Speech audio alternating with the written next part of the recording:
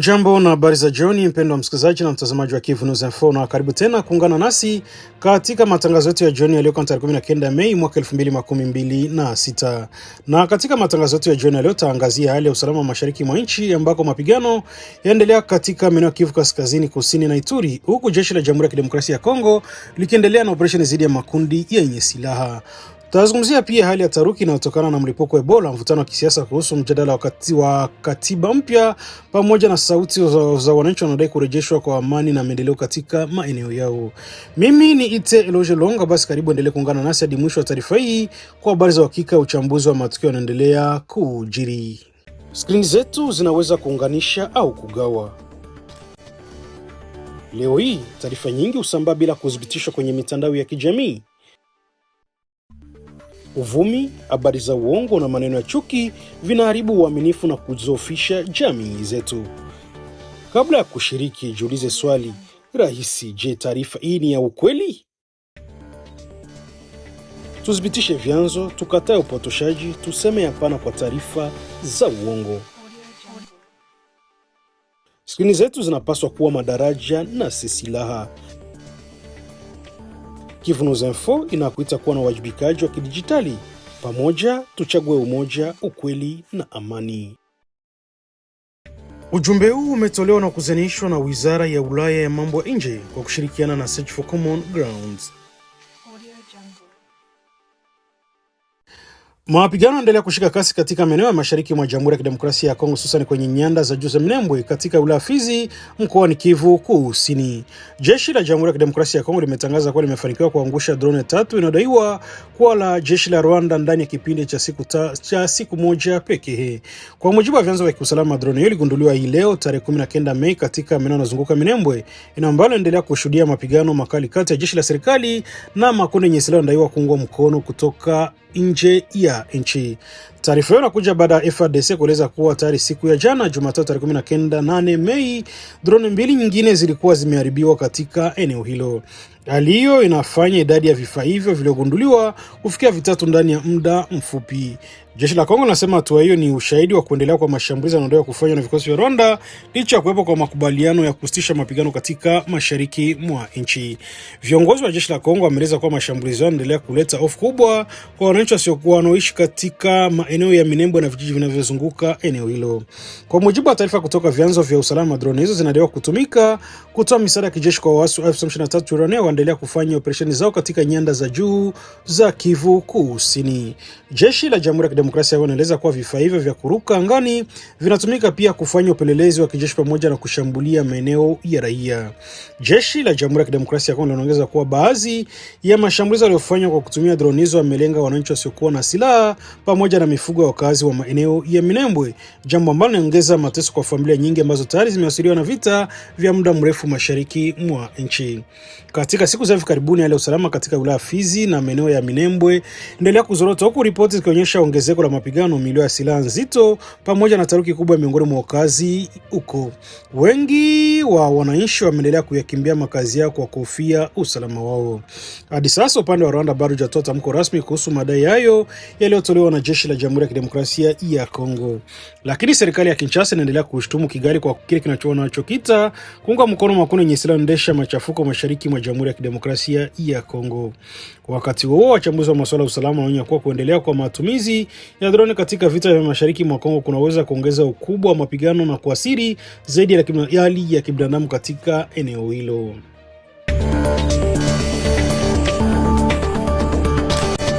Mapigano makali yanaendelea kuripotiwa katika wilaya Masisi mkoani Kivu Kaskazini, huko jeshi la Jamhuri ya Kidemokrasia ya Kongo FARDC likiendelea na operesheni zake dhidi ya waasi wa M23 katika maeneo mbalimbali ya eneo hilo. Kwa mujibu wa vyanzo vya kiusalama, site ya Katoi ambayo ni makao makuu ya sekta yenye jina hilo katika wilaya Masisi imerejea chini ya udhibiti wa jeshi la Jamhuri ya Kidemokrasia ya Kongo kusaidiwa na vijana wazalendo baada ya mapigano makali yaliyofanyika kati yao na waasi wa M23. Taarifa zinaweza kuwa mapigano yalianza tangu siku ya Jumapili tarehe 17 Mei kabla ya kuendelea kwa nguvu hadi Jumatatu tarehe 18 Mei ambako vikosi vya serikali vilifanikiwa kuingia katika eneo hilo lilokuwa chini ya udhibiti wa waasi kwa miezi kadhaa. Kwa muda mrefu wananchi wa Katoi walikuwa wanaishi katika mazingira magumu kutokana na ile ukosefu wa usalama uliosababishwa na uwepo wa waasi wa eneo hilo. Vyanzo vya ndani vinasema kuwa kurejea kwa FARDC kumewapa matumaini baadhi ya wakazi, ingawa wale taharuki bado inaendelea kutokana na hofu ya mashambulizi mengine. Jeshi la serikali pamoja na wazalendo wanasemekana kuanzisha mashambulizi ya kushtukiza dhidi ya nafasi za waasi 23 katika maeneo mbalimbali yanayozunguka Katoi, aliyosababisha waasi hao kurudi nyuma baada ya mapigano ya muda mrefu yaliyoambatana na matumizi ya silaha nzito na nyepesi. Wakati huo taarifa nyingine kutoka eneo la hilo zinaeleza kuwa asubuhi ya leo Jumanne tarehe 19 Mei, eneo la Miti Mingi nalo limeingia chini ya udhibiti kamili wa vikosi vya wazalendo. Hatua inaonekana kuwa sehemu ya operesheni kubwa za kurejesha maeneo yaliyokuwa yakidhibitiwa na waasi katika sehemu mbalimbali za Masisi. Hata hivyo hadi sasa kuna taarifa rasmi iliyotolewa kuhusu idadi ya watu waliopoteza maisha au kujeruhiwa katika mapigano hayo.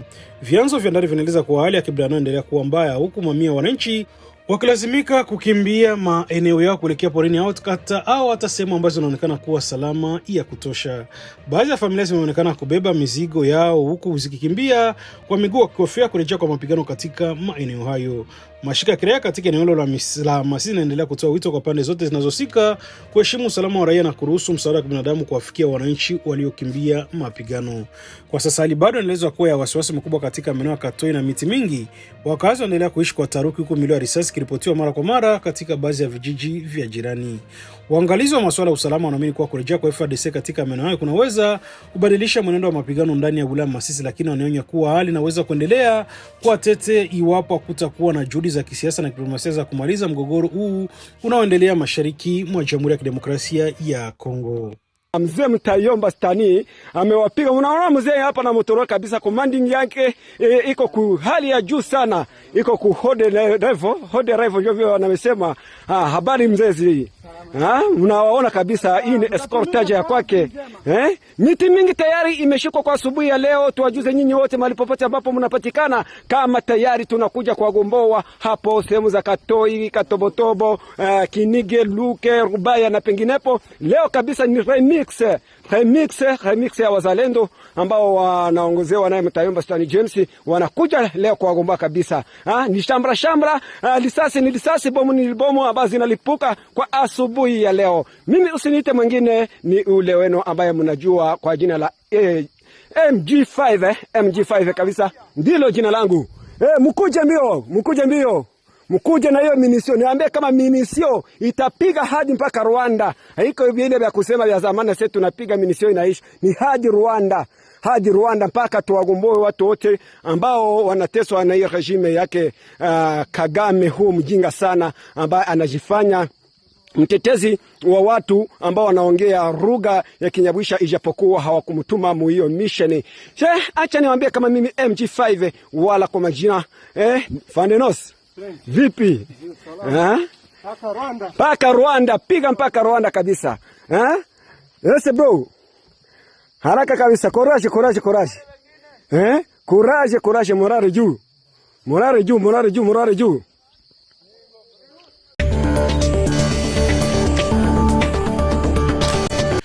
Hali ya usalama katika kisiwa cha Ijwi mkoani Kivu Kusini kinaendelea kuzua maswali mengi baada ya taarifa kuibuka kuwa kuondoka kwa waasi wa M23 na RDF katika baadhi ya maeneo ya Ijwi katika mkoa wa Kivu Kusini kwa mkia leo Jumanne tarehe 19 Mei mwaka 2026. Kwa mujibu wa vyanzo mbalimbali vya ndani, waasi walikuwa wameweka nafasi zao katika sheferi ya Ntambuka, kurumenti ya Mugote. Walianza kuondoka katika mazingira ambayo bado hayajaeleweka vizuri. Wananchi wa eneo wanasema kuwa hali hiyo ilianza kushuhudiwa tangu majira ya jioni ya Jumatatu tarehe 18 Mei.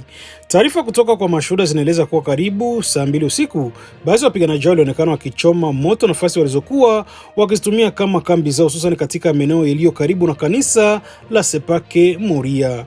Moto ulionekana kwa umbali na kuibua taharuki kubwa miongoni mwa wakazi waliokuwa tayari wanaishi kwa hofu kutokana na uwepo wa kundi hilo lenye silaha. Baada ya tukio hilo, wananchi wamesema kuwa waasi hao waliondoka kimya katika eneo hilo bila kutoa taarifa yoyote kwa wakazi wa karibu, na asubuhi ya leo wakazi wengi walipoamka walikuta maeneo yaliokuwa yakaliwa na waasi hao yakiwa matupu kabisa. Hata hivyo, hadi sasa bado haijulikani rasmi waasi hao wameelekea upande gani, na baadhi ya vyanzo vya ndani vinaeleza kuwa huenda walitumia boti wakati wa usiku kuelekea upande wa Goma, mji mkuu wa Kivu Kaskazini. Lakini taarifa nyingine zinaashiria kuwa huenda isiwe ni kuondoka kabisa, bali mabadiliko ya kimkakati ya kijeshi ili kujipanga upya katika maeneo mengine ya operesheni. Kwa sasa kuna tamko rasmi kutoka kwa jeshi la Jamhuri ya Kidemokrasia ya Kongo wala kutoka kwa viongozi wa M23 kuhusu taarifa hizo. Lakini wakazi wa Ijwi endelea kufuatilia kwa karibu walio, huku wengi wakieleza hofu yao ya kurejea kwa mapigano, uwezekano wa mashambulizi mengine katika siku zijazo. Kwa muda mrefu kisiwa cha Ijwi kimekuwa kikitajwa kama moja ya maeneo yaliyoathiriwa na mvutano wa kiusalama unaendelea mashariki mwa nchi. Uwepo wa makundi yenye silaha katika eneo hilo umechangia taharuki kubwa wananchi pamoja na kusababisha baadhi ya familia kuyakimbia makazi yao.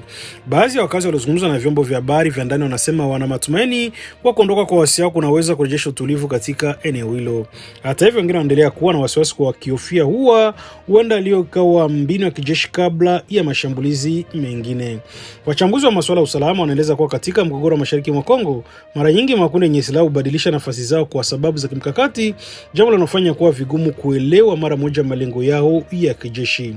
Hadi sasa linaendelea kufuatiliwa kwa karibu na wananchi pamoja na viongozi wa eneo hilo, huku kila mmoja akisubiri kujua hatua zitazofuata katika kisiwa hicho cha Ijwi.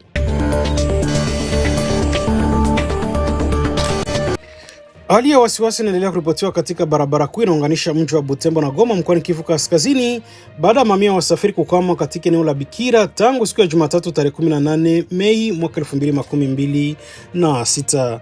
Kwa mujibu wa vyanzo vya ndani, zaidi ya magari 18 pamoja na mamia ya pikipiki zimeendelea kusimama katika eneo hilo kufuatia vizuizi vilivyowekwa na waasi wa M23 wanaodhibiti sehemu kadhaa za njia hiyo muhimu inaunganisha miji mikubwa mashariki mwa Jamhuri ya Kidemokrasia ya Kongo. Mashuhuda walioko eneo la Bikara wanasema wasafiri wengi walazimika kulala njiani baada ya kushindwa kuendelea na safari zao kuelekea Goma. Miongoni waliokwama ni wafanyabiashara, madereva, wanawake pamoja na watoto walikuwa wakisafiri kuelekea maeneo mbalimbali ya Kivu Kaskazini. Baadhi ya wasafiri wameeleza kuwa hali ya maisha imekuwa ngumu kutokana na ukosefu wa chakula, maji safi pamoja na huduma za msingi. Wengi wanasema wameanza kuishi kwa hofu kubwa kutokana na taarifa zinazodai kuenea kuhusu mlipuko wa ugonjwa wa Ebola katika baadhi ya maeneo ya mashariki mwa nchi. Kwa sasa timu za kitabibu bado zinasubiriwa kufika katika eneo hilo ili kufanya uchunguzi wa afya kwa wasafiri waliokwama, na kwa mujibu wa chanzo kimoja miongoni mwa wasafiri hao wamepewa taarifa kwamba wahudumu wa afya bado wanaendelea na mafunzo maalumu kabla ya kuanza zoezi la upimaji wa kiafya.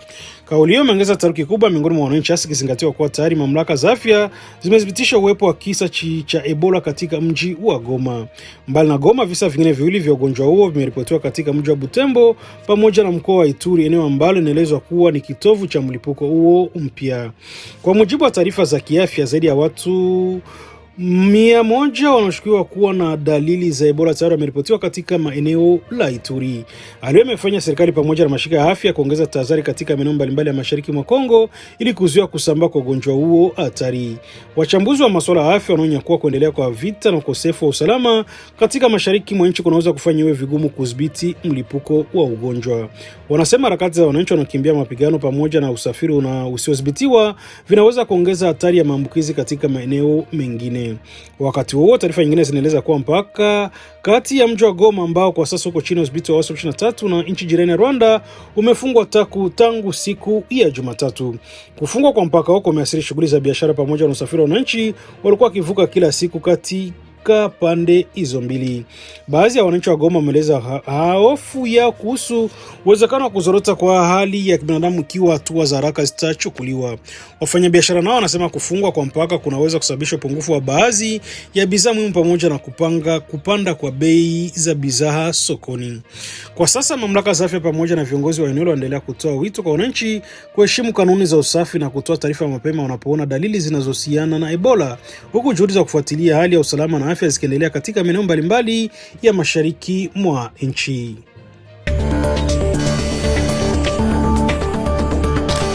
Mvutano wa kisiasa unaendelea kuongezeka nchini Jamhuri ya Kidemokrasia ya Kongo baada ya vyama vikuu vya upinzani kutangaza rasmi Kuundwa kwa muungano mpya uitwao Coalition Article 64 pour la défense de l'ordre constitutionnel maarufu kama C64. Tangazo hilo limetolewa hii leo Jumanne mbele ya mamia wananchi na wanachama na wafuasi wa vyama vya upinzani katika mazingira yanayoonyesha kuongezeka kwa tofauti za kisiasa kuhusu madai ya mpango wa kubadilisha katiba ya nchi.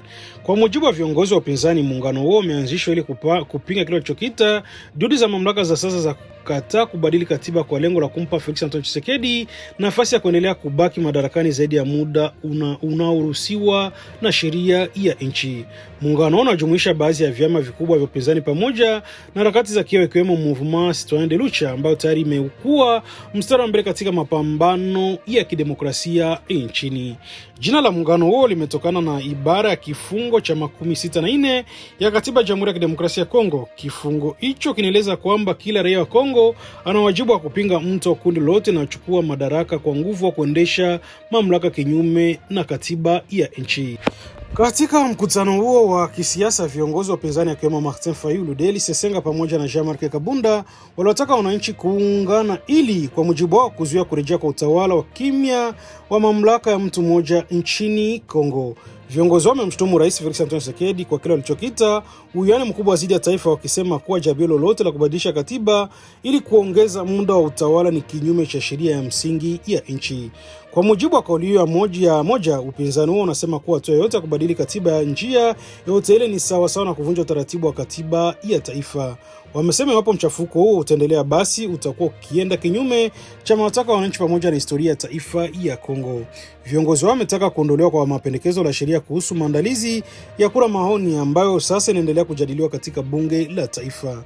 Upinzani unaamini kuwa sheria hiyo ni mbinu ya kufungua njia ya mabadiliko ya katiba. Kwa sasa Felix Antoine Tshisekedi yuko katika muhula wake wa pili na wa mwisho kwa mujibu wa katiba sasa ya Kongo. Hata hivyo, tangu mwaka 2023 baadhi ya viongozi wa muungano wa serikali wamekuwa wakitoa wito wa kufanyika kwa marekebisho ya katiba, jambo ambalo limezua mjadala mkubwa wa kisiasa nchini.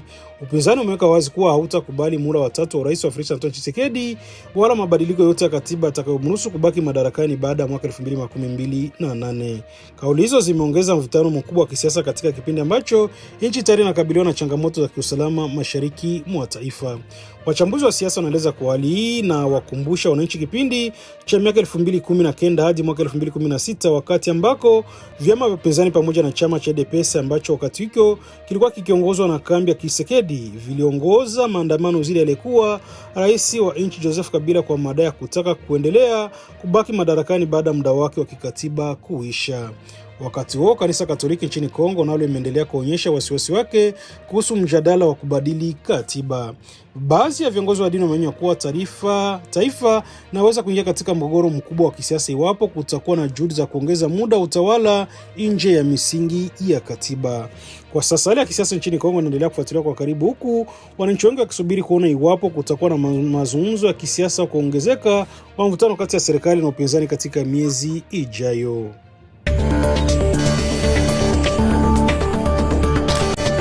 Jeshi la Jamhuri ya Kidemokrasia ya Kongo limeendelea kuonyesha hadharani utii wake kwa rais wa nchi na amri jeshi mkuu Felix Antoine Tshisekedi katika kipindi ambacho taifa linaendelea kukabiliwa na changamoto kubwa za kiusalama hususan mashariki mwa nchi.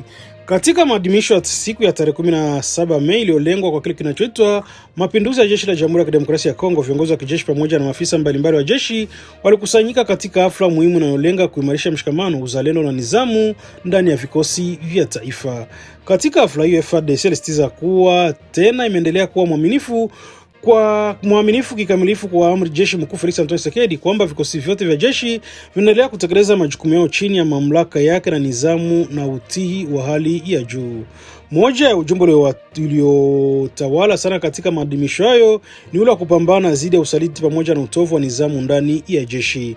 Ujumbe ulitolewa kwa nguvu na mkuu na mchungaji wa kanisa Kimbangiste ndani ya jeshi, Kanali Chimema Kasongo Celestin, ambaye aliongoza mahubiri maalum mbele ya wanajeshi na maafisa mbalimbali wa FARDC. Katika mahubiri yake, Kanali Chimeme Kasongo Celestin anataka wanajeshi kubaki waaminifu kwa taifa lao na kwa viongozi wao wa kijeshi, huku akitoa onyo kali dhidi ya wale wote wanaohusika na vitendo vya usaliti, uvunjifu wa nidhamu na kushirikiana na maadui wa nchi. Kwa mujibu wa ujumbe huo, jeshi linaamini kuwa nidhamu, mshikamano wa uti na kwa mamlaka ndio msingi muhimu wa kuhakikisha ushindi katika vita vinavyoendelea mashariki mwa nchi. Kauli hizo zinakuja wakati ambako FARDC inaendelea na operesheni kali dhidi ya makundi yenye silaha katika mikoa Kivu Kaskazini, Kusini pamoja na Ituri. Na katika miezi ya hivi karibuni jeshi limekuwa likikabiliana na changamoto nyingi zikiwemo mashambulizi ya waasi wa M23 pamoja na makundi mengine yenye silaha yanayofanya operesheni katika maeneo mbalimbali mashariki mwa nchi. Na kufikia hapo ndipo tunahitimisha matangazo yetu ya jioni ya leo kwa tarehe 19 Mei mwaka 2026. Naomba ukisikiliza ni Kivu News FM. Kila siku tuendelea kuleta matangazo yetu tukiwa mashariki mwa Jamhuri ya Kidemokrasia ya Kongo. Basi tunashukuru kwa kuendelea kwa pamoja nasi na kuendelea kutuamini Kivu News FM kwa habari za hakika na kwa wakati. Basi endelea kufuatilia kurasa zetu na majukwaa yetu kwa taarifa nyingine zaidi zinazoendelea kujiri kila siku. Na kabla sijatimisha matangazo yetu ya jioni ya leo, niendelee kukumbusha uenda ndio ulikuwa mara kwanza unakutana nasi kupitia mtandao wa YouTube. Basi kabla kuondoka, ningekomba kufanya kitu kimoja: hakikisha umesubscribe, kulike, comment na kushare. Na kwa lugha nyingine unasema kujabone, kueme vile na kupartager, kuendelea kusambaza habari kwa walio wengi zaidi. Na basi kama utakuwa umeshafanya hivyo, acha tuendelee kusema asante sana kwa Kivu News Info kama kituo chako chema cha matangazo. Basi kwa niaba ya timu nzima ya Kivu News Info, mimi ni Roger Lulonga na kutakia jioni njema na usiku mwema, na tutane tena kesho asubuhi kwenye matangazo yetu mengine kwa mapenzi ya Mwenyezi Mungu. Bye bye na chao, baki salama. Skrini zetu zinaweza kuunganisha au kugawa. Leo hii taarifa nyingi husambaa bila kuthibitishwa kwenye mitandao ya kijamii. Uvumi, habari za uongo na maneno ya chuki vinaharibu uaminifu na kudhoofisha jamii zetu. Kabla ya kushiriki, jiulize swali rahisi: je, taarifa hii ni ya ukweli? Tuthibitishe vyanzo, tukatae upotoshaji, tuseme hapana kwa taarifa za uongo. Skrini zetu zinapaswa kuwa madaraja na si silaha. Kivu News Info inakuita kuwa na wajibikaji wa kidijitali. Pamoja tuchague umoja, ukweli na amani. Ujumbe huu umetolewa na kuzanishwa na Wizara ya Ulaya ya Mambo ya Nje kwa kushirikiana na Search for Common Grounds.